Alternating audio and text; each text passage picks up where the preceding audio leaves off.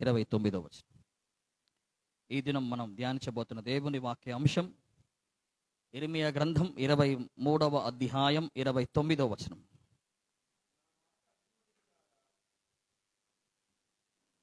చదవండి. నా మాట అగ్ని వంటిది కాదా, అగ్ని వంటిది కాదా, బండలు బద్దలు చేయు సుత్తి వంటిది కాదా.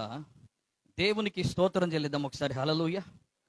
బిగ్గరగా ప్రభునామానికి మహిమ చెల్లించండి. హల్లెలూయ. ఉదయకాల సమయంలో మరొక పర్యాయం న్యూ లైఫ్ చర్చిలో జరుగుతున్న యొక్క ఆదివారపు ఆరాధనలకు దాదాపుగా ఈ జూన్ మాసములో మనం 5 ఆదివారపు ఆరాధనలని మనం జరిగించుకుంటున్నాం. అందులో భాగంగా 4వ ఆదివారపు ఆరాధనలో మనం నడిపించబడ్డాం. ఈ దినం మనం ధ్యానించబోతున్న దేవుని వాక్య అంశం యిర్మీయా గ్రంథం 23వ అధ్యాయం 29వ వచనంలో ఉన్న మూల వాక్య భాగాన్ని యిర్మీయా ప్రవక్త ద్వారా దేవుడు మనకు సెలవిస్తూ, దేవుడు మనకు బోధిస్తున్న ఒక చక్కటి మాట, దేవుని వాక్యం యొక్క శక్తిని గురించి, దేవుని వాక్యం యొక్క బలమును గురించి, దేవుని వాక్యం యొక్క విశిష్టతను గురించి, దేవుని వాక్యం యొక్క ప్రాముఖ్యతను గురించి ఈ యిర్మీయా ఇలా సెలవిస్తా ఉన్నాడు. ఏమని సెలవిస్తున్నాడనంటే, యిర్మీయా గ్రంథం 23వ అధ్యాయం 29వ వచనంలో నా మాట అగ్ని వంటిది కాదా, బండను బద్దలు చేయు సుత్తి వంటిది కాదా అని అంటా ఉన్నాయి.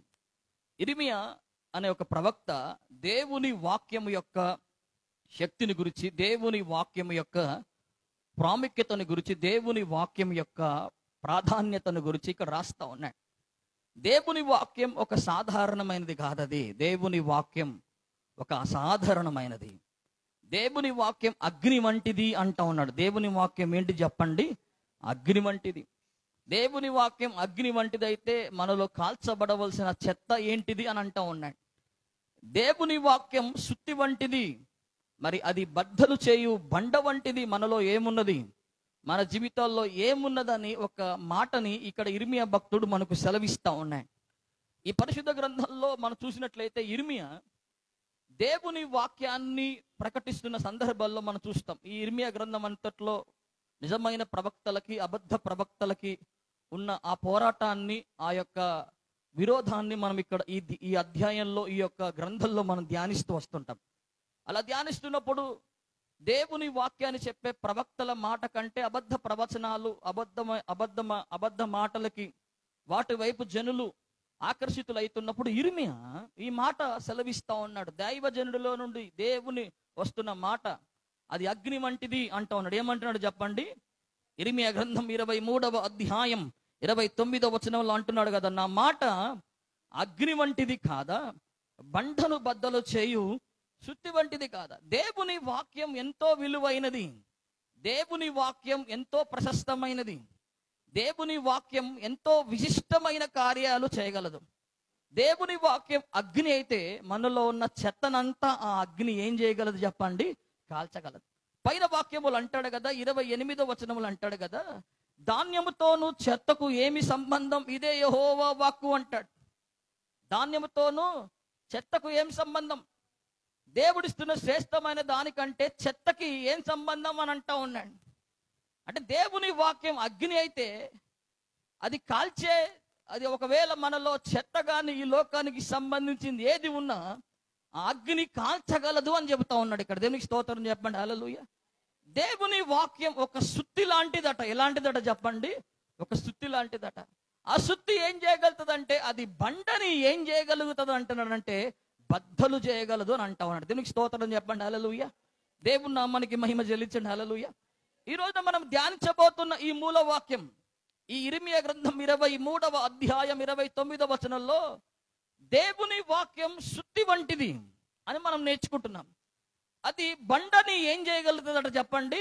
బద్దలు చేయగలుగుతాం. మీ పక్కన వాళ్ళతో చెప్పండి, దేవుని వాక్యం సుత్తి వంటిది, అది బండని బద్దలు చేయగలుగుతుంది, అది బండని పగలగొడతది. దేవుని వాక్యం ఒక సుత్తి వంటిదైతే ఒక వ్యక్తి జీవితంలో అది పగలగొట్టే బండలు ఏంటిదో ఒక 5 బండలు నేను మీకు చెప్తాను. దేవుని వాక్యం ఒక సుత్తి లాంటిది. అది బండని ఏం చేస్తుందట చెప్పండి? బద్దలు చేస్తుందట. ఎందుకంటే దేవుని వాక్యానికి అంత విశిష్టత ఉన్నది. దేవుని వాక్యానికి అంత ప్రభావం ఉన్నది.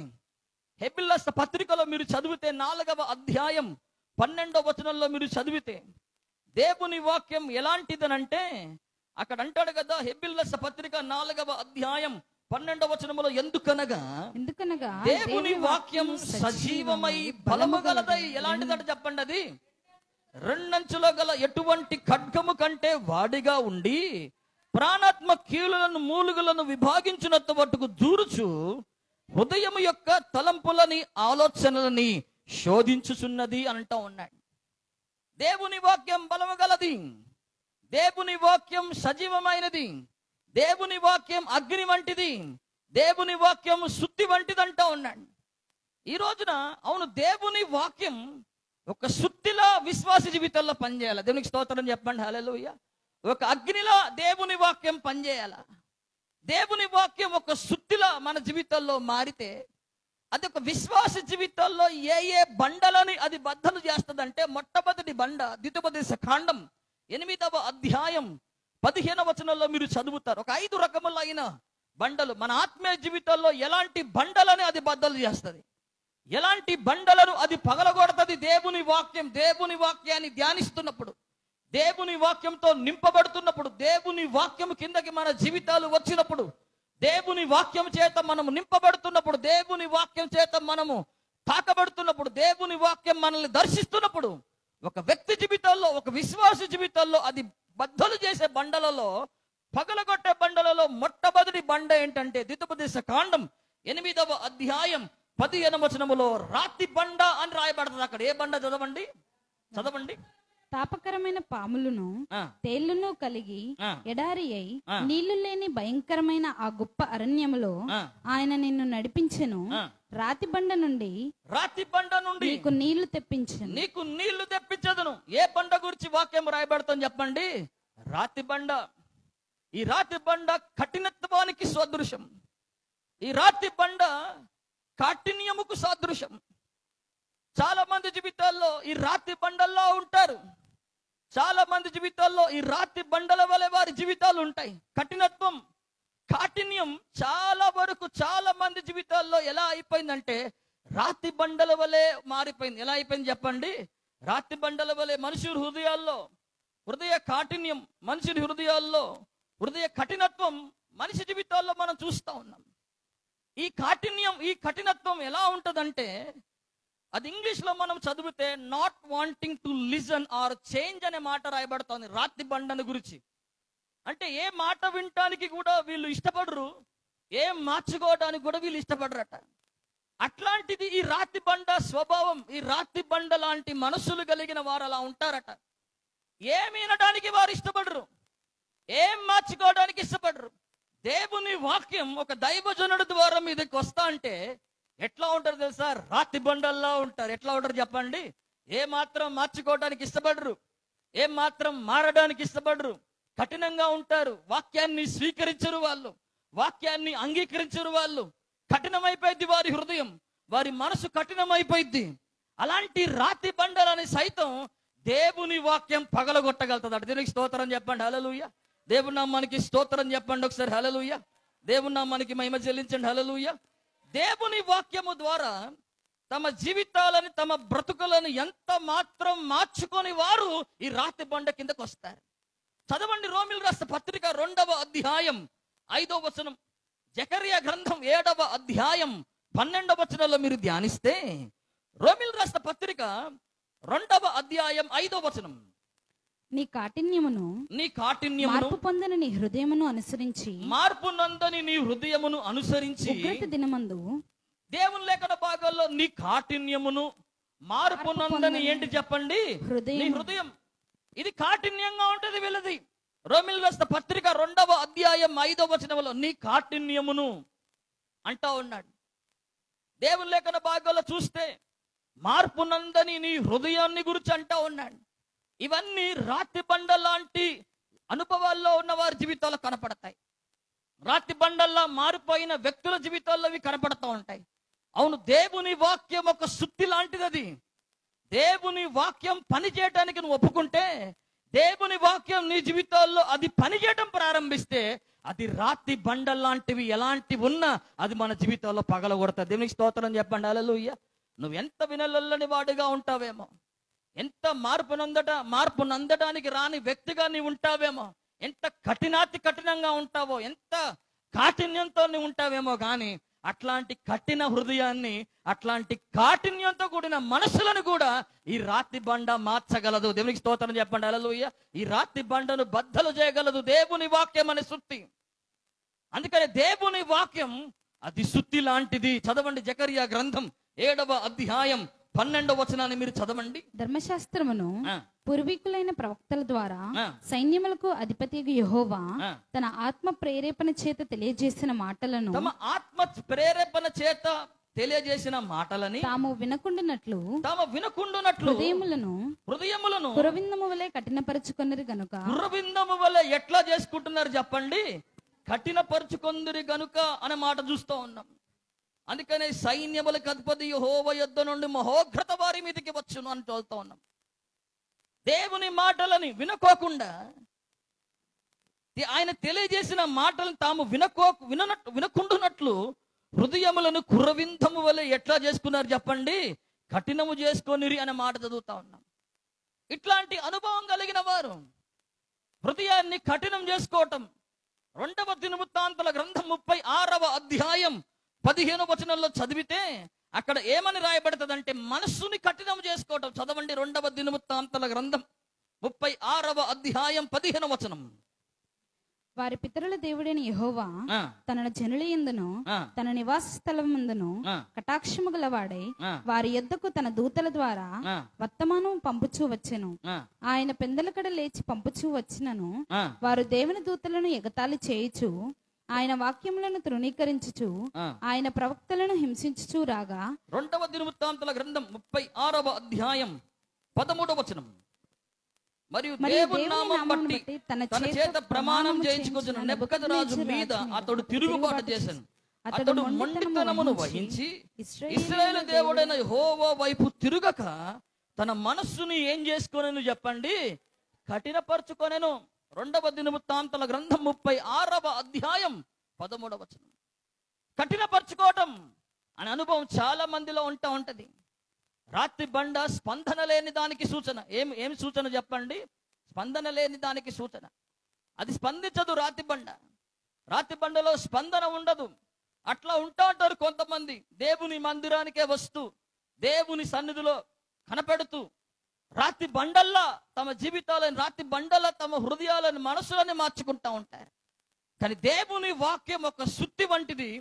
అది బండలు బద్దలు చేయగలుగు సుత్తి వంటిది. అది దేవునికి స్తోత్రం చెప్పండి. హల్లెలూయా. బండను పగలగొట్టు సుత్తి వంటిది. ఏ బండను పగలగొడతాది తెలుసా? అది రాతి బండలను పగలగొడతా. దేవునికి స్తోత్రం చెప్పండి. హల్లెలూయా. ఫరో మీకు తెలుసు, హృదయాన్ని కఠినం చేసుకున్న వ్యక్తులలో ఆది కాండంలో మీకు కనపడతారు. ఎవరు కనపడతారంటే ఫరో తన హృదయమును ఏం చేసుకుని చెప్పండి? కఠినపరచుకొని. ఎన్ని చేస్తా ఉన్నా, దేవుడు ఎన్ని సూచక్రియలు చేస్తా ఉన్నా, ఎన్ని మేలులు చేస్తా ఉన్నా, దేవుని బిడ్డలని విడిపించడానికి దేవుడు అనాది ప్రణాళికలో భాగంగా ఇశ్రాయేలు ప్రజలని పాలు తేనెలు ప్రవహించు దేశానికి తీసుకెళ్లాలని దేవుడు ఎంత కోరుకుంటున్నా కూడా ఈ ఫరో ఎన్ని అద్భుతాలు చేస్తా ఉన్నా ఈ ఫరో హృదయం ఏమైపోతామని చెప్పండి? కఠినమైపోతాను. మోసే అహరోలు వచ్చి అద్భుతాలు చేస్తా అంటే వాళ్ళ మాంత్రికులు కూడా చేయగలుగుతారు, మా శకునుగాండ్రు కూడా చేయగలుగుతారని అనుకుంటున్నాడే కానీ దేవుని మహత్యాన్ని, దేవుని శక్తిని ఫరో గ్రహించలేకపోతా ఉన్నాడు. అందుకని హృదయాన్ని చాలా చాలా చాలా సందర్భాల్లో ఈ ఫరో తన హృదయాన్ని కఠినం చేసుకున్నట్టుగా చూస్తూ ఉన్నాం. అలాగే చాలా మంది ఈ రోజున వారి జీవితాల్లో ఈ రోజున జీవజల నదులు వారిలో నుండి రావట్లే. జలములు ఒక రాతి బండ పగిలితే అందులో ఏమొస్తా చెప్పండి? ద్వితీయోపదేశ కాండం 8:15 మనం చదివాము. రాతి బండలో నుండి జలములు బయటికి వచ్చాను. ఆమేన్. ఏమొచ్చాను చెప్పండి? జలములు ఎప్పుడు వస్తాయి బయటికి? జలములు నీలో నుండి బయటికి వచ్చే అనుభవం నీలో నుండి రావాలంటే నీ రాతి బండ పగలాలా. నీ హృదయం అనే బండ రాతి బండ, నీ మనసు అనే రాతి బండ ఎప్పుడు పగులుతుందో అప్పుడే జలములు బయటికి వస్తాయి. ఆమేన్. అప్పుడే జీవజల నదులు బయటికి వస్తాయి. ఆ రాతి బండలో ఉన్నంత వరకు అది పగలుతుంది. అది పగిలితేనే జీవజల అనుభవాలను మనం చూడగలుగుతాం. చాలా మంది విశ్వాసుల అనుభవాలు అలాగే ఉన్నాయి. చాలా మంది జీవితాల్లో సంవత్సరాల నుండి మేము వాక్యం చదువుతున్నామండి, సంవత్సరాల నుండి మేము వాక్య సందేశాలను వింటా ఉన్నామండి, కానీ ఇంతవరకు మాలో ఏ మార్పు రాలేదండి, ఇంతవరకు మాలో ఏ పరివర్తన రాలేదండి, దేవుని వాక్యం మాకు దీవెనకరంగా లేదు, ఆశీర్వాదకరంగా లేదని చాలా మంది అంటా ఉంటారు.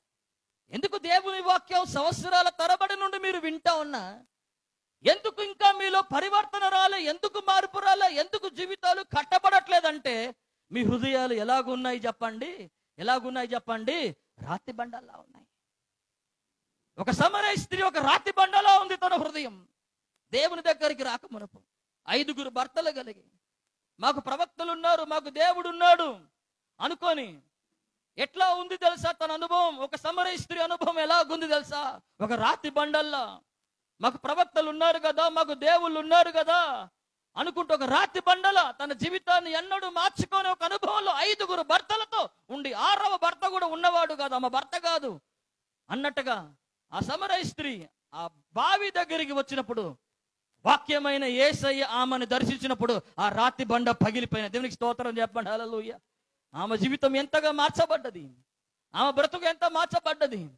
రాతి బండ లాంటి హృదయం, రాతి బండ లాంటి మనస్సు ఆ స్త్రీలో నుండి దేవుడు తొలగించిన అనుభవాల్ని మనం చూడగలుగుతూ ఉన్నాం. అందుకనే మార్కు సువార్త 10వ అధ్యాయం 5వ వచనంలో కూడా యేసుక్రీస్తు ప్రభు ఒక చక్కటి మాట అక్కడ అంటా ఉన్నాడు. ఆనాడు అక్కడుంటున్న సమూహాన్ని ఉద్దేశించి, అక్కడుంటున్న ఆ పరిశీలన శాస్త్రాలను ఉద్దేశించి యేసుక్రీస్తు ప్రభు పలికిన మాట మార్కు సువార్త 10వ అధ్యాయం 5వ వచనం చదవండి. యేసు మీ హృదయ కాఠిన్యమును బట్టి అతడి ఆజ్ఞను మీకు వ్రాసి ఇచ్చెను కానీ సృష్టాది నుండి దేవుడు హృదయ కాఠిన్యమును బట్టి అని అంటా ఉన్నాడు. దేన్ని బట్టి చెప్పండి?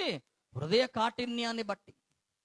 హృదయం చాలా కఠినంగా మార్చుకోవటం, హృదయంలో మార్పునందటానికి, దేవుని వాక్యం పనిచేయటానికి హృదయాన్ని అప్పగించుకోపోవటం, దైవజనుని మాట వినకపోవటం, దేవుని మాటను వినకపోవటం, మార్పులోకి పరివర్తనలోకి రాకపోవటం, ఎన్నాళ్ళైనా ఎన్ని రోజులైనా ఇంకా ఇంకా ఇంకా ఆ పాపములోనే ఆ కూపములోనే మగ్గిపోతూ రాతి బండల్లా మనసుని, రాతి గుండల్లా మనసుని మార్చుకుంటున్న బండలన్నీ దేవుని వాక్యం ద్వారా పగులుతాయి. దేవునికి స్తోత్రం చెప్పండి, హల్లెలూయా. ఏ బండైనా పగలాల్సిందే నా ప్రియబిడ్డలారా. దేవుని వాక్యం ముందు పగలని బండలంటూ ఏముండవు. ఒక సేవకునిగా చెప్తా ఉన్నాను, చాలా బండలు మీకు చూపిస్తాను. వాక్యములో నుండి మర్మంగా, ఆత్మీయంగా మీ మనస్సుని శ్రద్ధను పెట్టి మీరు వినండి. ఆ బండలు ఎలాంటివైనా కావచ్చు, ఎన్ని సంవత్సరాల నుండి అయినా కావచ్చు. బాగా కఠినుడండి, అసలు మారని వ్యక్తి అండి, మారడండి ఈ వ్యక్తి, అసలు దేవుని దగ్గరికి రాడండి. అమ్మో, ఇంత కఠినాత్ముడిని నేను నా జీవితంలో చూడలేడు అంటాడు. ఉంటారు అట్లాంటి రాతి బండలు కొంతమంది. మనకు తెలిసిన వాళ్ళల్లో ఉండొచ్చు, మన కుటుంబ సభ్యుల్లో ఉండొచ్చు, మనకు అనుదినం ఎదురు పెడుతున్న వారి జీవితాల్లో ఉండొచ్చు. అట్లాంటి బండలన్నీ పగలగొట్టే శక్తి దేవుని వాక్యం అనే సుత్తుకున్నది నా ప్రియబిడ్డలారా. దేవునికి స్తోత్రం చెప్పండి, హల్లెలూయా. ప్రభు నామానికి మహిమ చెల్లించండి, హల్లెలూయా. అందుకే కదా యెహెజ్కేలు గ్రంథం 36వ అధ్యాయం 26వ వచనములో ఒక చక్కటి మాట రాయబడ్డది, చదవండి.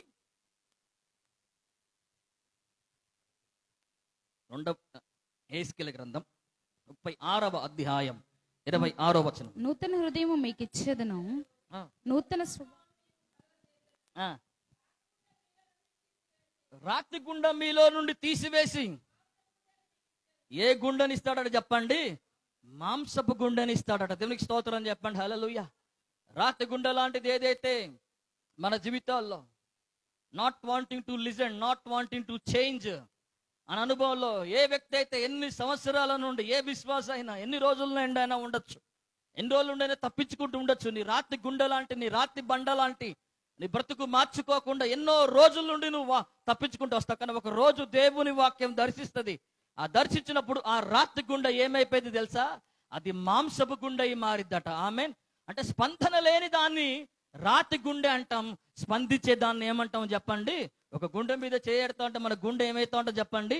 స్పందిస్తూ ఉంటది. దేవుని వాక్యానికి స్పందించే గుండెగా, దేవుని వాక్యానికి అంగీకరించే గుండెగా, దేవుని మాటని వినే గుండెగా, దానికి ప్రతిస్పందించే గుండెగా మన జీవితాలని దేవుడు వాక్యం మన సూత్ర ద్వారా మారుస్తాడు. దేవునికి స్తోత్రం చెప్పండి, హల్లెలూయా. ప్రభు నామానికి మహిమ చెల్లించండి, హల్లెలూయా. చాలా సంవత్సరాల క్రితం ఒక వ్యక్తి ఒక ట్రైన్ వెళ్తున్న ఒక ట్రాక్ పక్కన ఉన్న ఒక ఇంటిలో నివాసం ఉండేవాడు. ట్రైన్ వెళ్తా ఉంటది అన్నట్టు ఆ ట్రైన్ కి అతి దగ్గరగా, ట్రాక్ కి అతి దగ్గరగా ఉన్న నివాసంలో ఈ వ్యక్తి ఉండేవాడు. కొత్తగా అక్కడ కిరాయికి దిగాడు ఈ వ్యక్తి. ప్రతి 10 గంటల నుండి రాత్రికాల సమయంలో ఎక్స్ప్రెస్లు అన్ని పోతా ఉంటాయి అన్నట్టుగా. 10 గంటలకు వెళ్ళగానే శాతవాహన, 10 గంటలకే వెళ్ళగానే చార్మినార్, జీటీ అన్ని పోతా అంటే అర్ధ గంటకు పోతా ఉంటది. ఒక్కొక్కటి 20 కంపార్ట్మెంట్లు, 30 కంపార్ట్మెంట్లు, టపటప టపటప టపటప అంటే పక్కన ఏరియా అంతా ఊగిపోతా ఉంటది, ఇల్లు అంతా ఊగిపోతా ఉంటది. 10 గంటలకి ఒక ట్రైన్ వెళ్తుంది, 11 గంటలకు ఒక ట్రైన్ వెళ్తుంది, 12 గంటలకు ఒక ట్రైన్ వెళ్తుంది, 1 గంటకు ఒక ట్రైన్ వెళ్తుంది. ఈ ట్రైన్ వెళ్ళిపోయినప్పుడల్లా ఈ శబ్దానికి దీనికి ఏం చేయాలి చెప్పండి, అతను లేచి దెబ్బకు ఉలిక్కిపడి లేసేవాడు అన్నట్టు. అలాగే అలాగే అలాగే ఒక నెల, ఒక 2 నెలలు, ఒక 3 నెలలు, ఒక 4 నెలలు అలాగే గడుస్తున్న కొలది ఇప్పుడు ఎన్ని ట్రైన్లు పోయినా ఈ వ్యక్తి లేకట్లేదట. దేవునికి స్తోత్రం చెప్పండి, హల్లెలూయా. ఎన్ని ట్రైన్లు పోయినా ఏం చేయాలి చెప్పండి. ఒకప్పుడు ట్రైన్ శబ్దానికి, ఆ అలికిడికి గుండె ఉలిక్కిపడి ఎప్పుడైతే ఎట్లా లేచిందో, ఇప్పుడు 2 నెలలు, 3 నెలలు, 4 నెలల తర్వాత ఆ అలజడికి ఇప్పుడు అతని హృదయం ఏమైపోయిందంటే కఠినమైపోయింది. ఏమైపోయింది చెప్పండి. ఆరంభ దశలో దేవుని వాక్యాన్ని అంగీకరిస్తున్నప్పుడు, ఆత్మీయ జీవితాల్లో తొలి దశలో దేవుని మందిరానికి వస్తున్నప్పుడు వాక్యం ఒక ఖడ్గంలా వస్తా అంటే అప్పుడు బాగా ఉండేది. కానీ రాను రాను రాను రాను విశ్వాస జీవితాల్లో సంవత్సరాలు పెరుగుతున్న కొలది, సంవత్సరాలుగా నడిపింపబడుతున్న కొలది హృదయం అయిపోయింది తెలుసా. ఎన్ని అంశాలు తీసి చెప్పండి, ఎన్ని వచనాలు తీసి చెప్పండి, నిమ్మకు నీరెత్తినట్టుగానే కూర్చుంటారు. ఇక నేను చెప్పకూడదు కానీ దున్నపోత మీద ఏం పడ్డాడు చెప్పండి. ఇక వర్షం పడ్డట్టే ఉంటాను. ఎందుకు అయిపోతుంది అట్లా? ఎందుకు అయిపోతుంది జీవితం అట్లా? ఎందుకు అయిపోతుంది మన అనుభవం అట్లా అంటే మంది రాతి గుండె అయిపోయింది. ఏ గుండె అయిపోయింది చెప్పండి? వాక్యానికి స్పందించని గుండె అయిపోయింది, వాక్యానికి చోటు ఇవ్వని గుండె అయిపోయింది, కఠినమైపోయింది.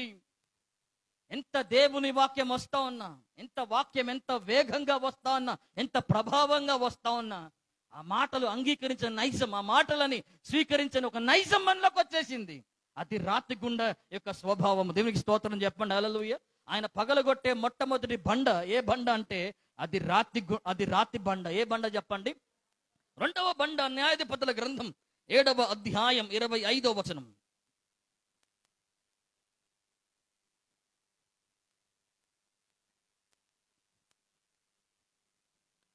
న్యాయాధిపతుల గ్రంథం 7వ అధ్యాయం 25వ వచనం. మరియు వారు మిద్యాను అధిపతులైన ఓరేబు జేయబు అను ఇద్దరిని పట్టుకొని ఓరేబు బండ మీద ఓరేబును చంపిరి. జేయబు ద్రాక్షల తొట్టి యొద్ద జేయబును చంపి మిద్యానీయులను తరుముకొని పోయిరి. దేవునికి స్తోత్రం చెప్పండి ఒకసారి, హల్లెలూయా. కనపడుతున్న 2వ బండ న్యాయాధిపతుల గ్రంథం 7వ అధ్యాయం 25వ వచనములో హోరేబు బండ. ఏ బండ చెప్పండి? హోరేబు కాదు, ఓరేబు. ఏ బండ చెప్పండి? Oreb, OREB. ఓరేబు బండ.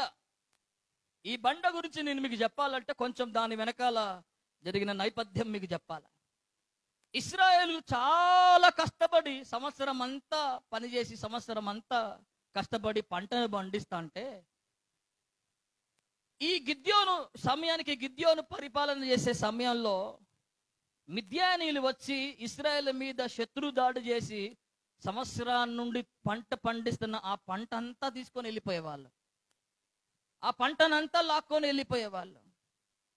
ఎంత కష్టపడి పనిచేసి ఎంత పంట పండిస్తారో మిద్యానులు వచ్చి అట్లా కళ్ళ ముందే ఆ పంటను మొత్తం తీసుకొని వెళ్ళిపోతుండేవాళ్ళు. ఇక ఇశ్రాయేలుకి చాలా కోపం వచ్చేసింది, ఇశ్రాయేలుకి చాలా బాధ వచ్చింది. ఇక ఏం చేయాలా ఎంత చేసినా ఈ మిద్యానీయులు మన మీదకి వచ్చి దాడి చేస్తున్నారు కదా, మనం ఏం చేద్దాం అనుకున్నప్పుడు ఇక పంట పండించేది లేదు, ఏమైనా కానీ ఇక ఎవరైనా రాని ఏమైనా జరగని అని అనుకోని హోరేబు బండలో పోయి ఇశ్రాయేలు ప్రజలందరూ ఉంటారు. అక్కడికి మిద్యాను నాయకులైన ఓరేబు వస్తాడు, మిద్యాను నాయకులైన ఇంకొక అతని పేరేంటంటే అక్కడ జేయబు వస్తారు. ఎవరు వస్తారు చెప్పండి? మిద్యాను అధిపతులు అని మీకు రాయబడింది అక్కడ. వాళ్ళిద్దరు వచ్చినప్పుడు ఆ హోరేబు కొండ మీద వీరు ఆల్రెడీ ఉన్నాడు కాబట్టి హోరేబు అనే ఒక వ్యక్తి అక్కడికి రాగానే ఆ హోరేబుని ఆ బండ మీదనే చంపుతారు. అందుకని హోరేబును చంపిన బండ పేరు ఏమైపోయిందంటే హోరేబు బండ అని మారిపోయింది. ఏం మారిపోయింది చెప్పండి? ఈ హోరేబు అనే మాటకు అర్థం ఏంటంటే దురాశ అని అర్థం. ఏంటి చెప్పండి? చెప్పాలి ఏంటి చెప్పండి? దురాశ. మనిషి జీవితాల్లో కూడా ఈ మిద్యానులకి దురాశనే ఆ హోరేబు బండ మీద ఆ అధిపతులు హతమవ్వడానికి గల కారణం దురాశ. ఉన్న దాంట్లో ఆగిపోయే రకంగా అది వీళ్ళు. పక్కనోడిది కావాలా? ఏం కావాలో చెప్పండి? కష్టపడి సంపాదించింది కాకుండా ఇంకా ఎక్కువ కావాలనే దురాశ. కొంతమందికి ఒక రాత్రిలోనే ఏమైపోవాలో చెప్పండి? కోటీశ్వరులు అయిపోవాలా. 1,00,000 రూపాయల్లో ఒక్క స్కీమ్ వేయగానే ఒక నెలలో ఏమైపోవాలి చెప్పండి? 30 లక్షలు అయిపోవాలా. ఇట్లాంటి దురాశలు చాలా మందిలో ఉంటా ఉంటాయి. దురాశ అనే బండ చాలా మందిలో ఉంటా ఉంటుంది, హోరేబు అనే బండ. అందుకనే ఈ హోరేబు దురాశ, ఈ జేయేబు దురాశ కలిగిన వాళ్ళు. వీళ్ళు ఉన్న దాంట్లో సదురుకోకుండా ఇంకొకటి పంట తీసుకోపోవడం ద్వారా వారి ప్రాణాలు చంపబడ్డాయి, వారు హతమందింపబడ్డారు. ఆ హతమందింపబడిన బండ పేరే హోరేబు బండ. ఏ బండ చెప్పండి? చెప్పండి ఏంటి చెప్పండి? అలాగే ఈ రోజున మనిషి జీవితాల్లో కూడా నానా విధములైన దురాశలు ఉన్నాయి. ఉన్నదానికంటే ఇంకా ఏదో కావాలనే దురాశ. ఈ దురాశ వలన చాలా మందికి ఏమైపోతుందంటే నానా నష్టాలు, నానా కష్టాలు తెచ్చుకుంటున్నారు. ఇట్లాంటి కష్టాలు తీసుకొస్తున్న ఈ దురాశ లాంటిది ఏదైనా ఉన్నా అది వాక్యం అనే బండ ద్వారా, వాక్యం అనే సుత్తి ద్వారా అది బద్దలు చేయబడుతుంది. దేవునికి స్తోత్రం చెప్పండి, హల్లెలూయా. దేవుని నామానికి స్తోత్రం చెప్పండి, హల్లెలూయా. దురాశ దుఃఖానికి ఏంటి చెప్పండి? చేటలు ఉన్నాయి. చాలా మంది దురాశ, చాలా మందికి ఎట్టో వన్ నైట్లో అయిపోవాలా. ఒకరో రోజున మొత్తం ఏం చెప్పాలి చెప్పండి? దశ తిరిగిపోవాలా. ఏం తిరిగిపోవాలి చెప్పండి? దిశ తిరిగిపోవాలా. దురాశ. ఆ దురాశనే చాలా మంది జీవితాల్లో నానా నష్టాలకి తీసుకొస్తుంది, నానా బాధలకి కారణం దురాశే. చిన్నప్పుడు మీరు చదివారు, తెలుగు మీడియంలో మంచి కథ చదివారు. ఒకడికి బంగారు బాధ దొరికింది. ఏం దొరికింది చెప్పండి వాడికి? బంగారు బాధ. రోజు మంచి బంగారు గుడ్డు పెడతా ఉంది. గుడ్డు పెడుతున్నప్పుడు రోజు ఆ బంగారు గుడ్డుని తీసుకొని చక్కగా అమ్ముకుంటున్నాడు. 1,000 రూపాయలు, 100 రూపాయలు చాలా ఎక్కువగా వస్తా ఉన్నాయి. కానీ వాడికి ఒక రోజు ఏమైపోయింది చెప్పండి? దురాశ వచ్చింది. ఒక్క రోజులో ఈ గుడ్డు తీసుకునే దానికంటే దీని కడుపులో ఎన్ని గుడ్లు ఉన్నాయేమో, దీని కడుపులో ఉన్న గుడ్లన్నీ తీసుకుంటే ఒకటే రోజు అయిపోద్దని అనుకొని పాపం బంగారు గుడ్లుచే బంగారు బాతనే చంపేసిండు వాడు. చంపేస్తే పొట్ట తెరువు చూడగానే ఏముంది చెప్పండి? ఒక్క గుడ్డు అందులో లేదు. అసలేంటి చెప్పండి? ఏదో సామెత ఉంటుంది కదా, ఉన్న నాలుక మీద ఏమేం చెప్పండి? ఉన్న నాలుకని ఏదో చేస్తే కొండ నాలుక పోయిందట. ఉన్నదాన్ని ఏదో చేద్దాం అనుకుంటే ఇంకోటి ఏదో అయిపోయింది వాడికి పాపం. అసలేదో ఉన్నదాన్ని, ఆ బంగారు దాన్ని చక్కగా గుడ్డుని వాడుకోకట. దురాశ ఎంత భయంకరమైన పరిస్థితికి కారణం తీసిందో చూడండి. అందుకే కదా యాకోబు రాసిన పత్రిక 1వ అధ్యాయం 14వ వచనం 15వ వచనంలో లేఖన భాగాల్లో మీరు చదువుతారు కదా, ఏమని వాక్యం రాయబడుతుందో చదవండి. అక్కడే ప్రతివాడు తన స్వకీయమైన దురాశల చేత ఈరవబడి మరులు కొల్పబడిన వాడై శోధింపబడుతున్నాడు. దురాశ గర్భము ధరించి పాపము కనగా పాపము పరిపక్వమై ఏం కంటాం చెప్పండి? మరణము కంటాం. చూడండి దేవుని లేఖన భాగాల్లో ఎంత స్పష్టంగా చూడండి. ప్రతి వాడు తన స్వకీయమైన దురాశ చేత ఏడవబడి మరులు కొల్పబడిన వాడే శోధింపబడతా ఉన్నాడు. దురాశ ఈ రోజున చాలా మంది, ఈ బండ చాలా మందిలో ఉంది. ఇది ఉన్నదానికంటే ఎక్కువగా కావాలని, ఉన్న దాంట్లో సంతృప్తి లేకుండా ఇంకేదో పొందుకోవాలని, ఇంకేదో సాధించాలని, ఇంకేదో చేద్దామనుకోని చాలా దురాశ. ఒక వ్యక్తి ఉన్నాడు ముంబైలో, మంచి ఎంటర్‌ప్రెన్యూర్, అతడు మంచి వ్యాపారవేత్త. ఒకటే రోజున వ్యాపారం అంతటగా అసలు ఇక బలంగా అయిపోవాలా, పాపులర్ అయిపోవాలా, చాలా ఫేమస్ అయిపోవాలనుకొని దురాశకు పోయినాడు. ఆశల్లో ఏం చేసినాడంటే రోజుకి 3 గంటలు మాత్రమే పడుకోవటం. మిగిలిన ఎన్ని గంటలు చెప్పండి? చెప్పాలి. మిగిలిన ఎన్ని గంటలు చెప్పండి? ఇక మిగిలిన గంటలు 21 గంటలు దాదాపుగా కష్టపడి అతను పనిచేయటం, ఉన్నోళ్ళతో పని చేపేయటం, ఉరుకులు పరుగుల మీద వేగంగా వెళ్ళిపోవాలా, ఉన్నత స్థాయికి వచ్చేయాలా, ఉన్నత శిఖరాలకు వచ్చేయాలి, అందరికంటే ఎక్కువైపోవాలి, అందరికంటే పేరు గంచాలి, అందరికంటే ప్రాముఖ్యంగా మారిపోవాలన్న దురాశ బట్టి నిద్ర లేకుండా 3 గంటలు మాత్రమే పడుకుంటూ మిగిలిన 21 గంటలు పనిచేస్తా ఉన్నాడు. ఈ 3 గంటలు కూడా ఏం చేశాడు తెలుసా? ఈ 3 గంటలు కూడా నిద్రపోకుండా ఉంటే ఏం చేయాలని గూగుల్లో సర్చ్ కొట్టేటోడట. అప్పుడు తెలిసింది ఏంటంటే, ఈ 3 గంటలు కూడా నువ్వు నిద్రపోకూడదంటే వివిధ రకాల ఆసనాలు వేయాలని తెలిసిందంట. ఆ వివిధ రకాల ఆసనాలు వేసిండు. ఈ 3 గంటలు కూడా నిద్రపోకపోవటం చేసిండు. 40 రోజులకే అడ్రస్ లేకుండా పోయిండు. దేవునికి స్తోత్రం చెప్పండి, హల్లెలూయా. 40 సంవత్సరాలకే చనిపోయిండు. ఎంత మంచి ఉజ్వలమైన భవిష్యత్తు, ఎంత ఉన్నతమైన భవిష్యత్తు చేజేతులారా పోగొట్టుకోవడానికి కారణం ఏంటంటే హోరేబు లాంటి బండ అతనిలో ఉంది కాబట్టి. ఏ బండ ఉంది చెప్పండి? హోరేబు లాంటి బండ. అందుకే కదా మొదటి తిమోతి రాసిన పత్రిక 6వ అధ్యాయం 9వ వచనంలో మనం చదువుతాం కదా. మొదటి తిమోతి రాసిన పత్రిక 6వ అధ్యాయం 9వ వచనం. ధనవంతులగుటకు ఆపేక్షించువారు శోధనలోను ఉరిలోను అవివేక యుక్తములను హానికరములనైనా అనేక దురాశలలోనూ పడదురు. ఏం చేస్తారట చెప్పండి? అనేకమైన ఎందులో పడతారట చెప్పండి? అనేకమైన దురాశల్లో పడతారట. ఒక్కడితో ఆగిపోదు. కొంత సంపాదించగానే ఒక్కడితో ఆగిపోద్దా చెప్పండి? ఆశకు హద్దులు ఉండవు. ఒక్కడితో కాదు, ఒక పట్టు చీరతో ఆగదు కొంతమందికి. పట్టు చీరలు కావాల్సిందే కొంతమందికి. ఒక్కదాంతో కాదు, ఒక్కదాంతో సరిపెట్టుకోరు చాలా మంది. ఇంకా అధికంగా కావాలి, ఇంకా కావాలా. అట్లాంటి ఆ అనుభవాల్లో అనేకమైన దురాశల్లో పడిపోతారు. అందుకే కదా మొదటి తిమోతి రాసిన పత్రిక 6వ అధ్యాయం 9వ వచనములో ఏమని రాయబడుతుందంటే, అనేకమైన దురాశల్లో పడుదురు, అట్టివారు అట్టివి మనుషులని నష్టములోను ఏం చేస్తే చెప్పండి? నాశనములో ముంచేస్తా ఉన్నా. ఎందుకు ముంచుతా ఉన్నారు? నష్టం ఎందుకు కలుగుతా ఉంది? నాశనం ఎందుకు కలిగిపోతా ఉంది? ఎందుకు ముంచివేయబడతా ఉన్నావు? నీ జీవితం అనే నావ ఎందుకు మునిగిపోతుంది అంటే దురాశ. ఏంటి చెప్పండి? మిద్యాన్నిలో ఇదే అండి భయంకరమైన దురాశ. ఉన్నదేదో తిని సావకట్ట ఇంకో పక్కనోడు దాని మీద భయపడ్డారు. ఇశ్రాయేలు పంట మీద ఆశ వీళ్ళకి, ఇశ్రాయేలు పంట మీద చూపు వీళ్ళకి, వాళ్ళ పంట తీసుకోవాలా అనుకొని దురాశపడి సంవత్సరానికల్లా ఎంత పండిస్తారో అంత పంట తీసుకొని వెళ్ళిపోయేవారు. గద్ద దండుకొని పోయినట్టుగా తన్నుకొని పోయేవాళ్ళు. అట్లా వీళ్ళ జీవితాల్లో ఈ ఓర్రేపు బండ లాంటి అనుభవము వారి జీవితాల్లో నాశనాన్ని తీసుకొచ్చింది, మిద్యానీల అనుభవం. అందుకని మిద్యాను అధిపతి అయిన ఆ హోర్రేపు బండ మీద ఏం చేయబడ్డాడు చెప్పండి? చంపబడ్డాడు. అట్లాంటి బండని సైతం ఏం చేయగలదు తెలుసా? దేవుని వాక్యం బద్దలు చేయగలదు. దేవునికి స్తోత్రం చెప్పండి, హల్లెలూయా.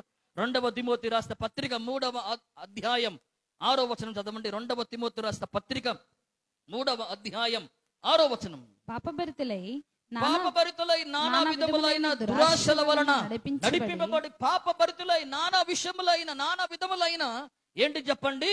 దురాశలు చాలా మందిలో ఉన్నాయి. ఇవే నానా విధమైన దురాశలు. ఒకసారి ఒక ఆమె ఆంధ్ర ప్రాంతాల్లో మీరు విన్నారో లేదో, ఒక పెద్ద ఆవిడ చెల్ల కూతుర్ని పిలిచి చెప్పింది, బిడ్డ నాకు ఎట్లా కొడుకులు లేడు కూతురు లేరు కాబట్టి నా ఆస్తి మొత్తం నీకే ఇస్తావునానని చెల్ల కూతుర్ని పిలిచి చెప్పింది. అడుగుతా ఉంది పెద్దమ్మని, చెల్ల కూతురు, పెద్దమ్మ నీకు ఎంత ఆస్తుంది పెద్దమ్మ అన్నప్పుడు ఆ పెద్దమ్మ చెప్పిన మాట ఏంటంటే, 1 కోటి రూపాయలు ఉంది బిడ్డ అని చెప్పింది. అబ్బా పెద్దమ్మ నువ్వు ఎంత మంచిదానివి పెద్దమ్మ, 1 కోటి రూపాయలు నాకు ఇస్తా అన్నావా పెద్దమ్మ అనుకొని ఇక పెద్దమ్మని ఇక అసలు కాలు కింద పెట్టనేట్లే. ఇక అసలు పెద్దమ్మని అసలు అట్లా ఇట్లా చూసుకోవట్లే. తీరా చిన్నగా పెద్దమ్మ అడిగింది 1 నెల 2 నెలల తర్వాత, పెద్దమ్మ ఈ డబ్బులన్నీ నాకు ఇస్తానన్నావు కదా, ఎప్పుడు ఇస్తావు పెద్దమ్మ అంటే ఆమె చెప్పింది కదా, నేను చనిపోయిన తర్వాత ఇస్తా బిడ్డ అని చెప్పింది. అంటే ఎప్పుడు ఇస్తాడు చెప్పండి? నేను చనిపోయిన తర్వాత. ఈ పెద్దమ్మ 50 సంవత్సరాలకి మంచిగా దిట్టంగా ఉంది, మంచిగా ఇప్పుడు పోయేటట్లేదు ఈ పెద్దమ్మ. కాబట్టి ఈ పెద్దమ్మని ఏం చేస్తే ఆ డబ్బులన్నీ వస్తాయి చెప్పండి? సొంత చెల్ల కూతురు. నిజంగా నేను చెప్పేది ఏదో బైబిల్లో ఉన్న సంగతులు కాదు, పేపర్లో నేను చదివిన సంగతి చెప్తా ఉన్నా.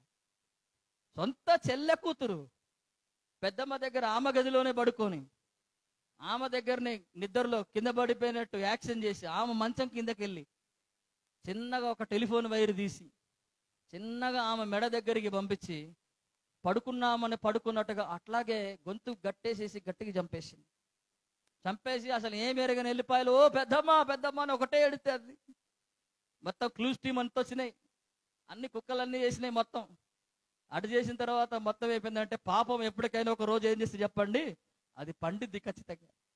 అసలు తెలిసిన సంగతి ఏంటంటే 5 రోజులు 10 రోజుల తర్వాత తెలిసిన సంగతి ఏంటంటే సొంత చెల్లె కూతురే దురాశకు పోయి ఎవరిని చంపింది చెప్పండి, తల్లి లాంటి దాన్ని చంపింది. ఈ దురాశ అనే బండ చాలా మందిలో ఉంది నా ప్రియబిడ్డలారా. అందుకనే దేవుని వాక్యం స్పష్టంగా మనతో చెబుతా ఉంది కదా, అది రాతి బండను బద్దలు చేయగలదు. ఏ బండను బద్దలు చేయగలదు చెప్పండి? రెండవది, అది ఎలాంటి బండను బద్దలు చేయగలదంటే అది ఓరేబు అనే బండను బద్దలు చేయగలదు. అది దేవుని వాక్యం ఎలాంటి బండను బద్దలు చేయగలదంటే 3వ బండ న్యాయాధిపతుల గ్రంథం 15వ అధ్యాయం 8వ వచనం.